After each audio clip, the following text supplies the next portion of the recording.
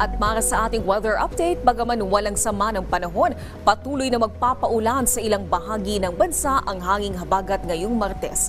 Batay sa satellite image ng Pag-asa, magdadala ng ulap na kalangitan, kalat-kalat na pag-ulan at pagkulog ang hanging habagat o southwest monsoon sa Palawan, Occidental Mindoro, Zambales, Bataan, Metro Manila, Zamboanga Peninsula, Western Visayas at iba pang bahagi ng Mimaropa, Cavite, Laguna at Batangas.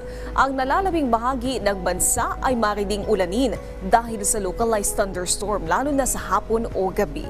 Pinag-iingat ang mga nasabing lugar sa posibleng flash flood at landslide dahil sa matinding pag-ulan. Samantala, ito naman ang lagay ng panahon sa iba't ibang bahagi ng bansa ngayong araw.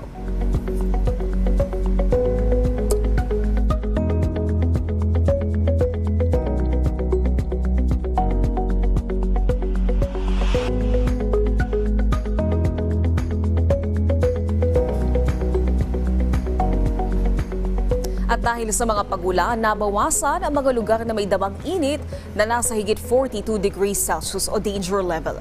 Sa kabila nito, inaabisuhan ang mga nasa Ilocos Region, Cagayan Valley, Central Luzon at Metro Manila na paghandaan pa rin ang mataas na init factor na aabot sa danger level ngayong Martes.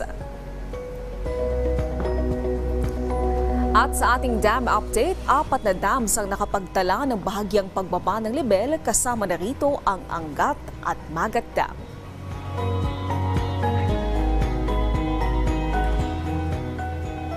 At paalala muli sa ating mga kababayan para maging ligtas sa lahat ng pagkakataon mula sa epekto ng pabago-bagong panahon. Ugaliing tumutok dito lang sa PTV Info Weather.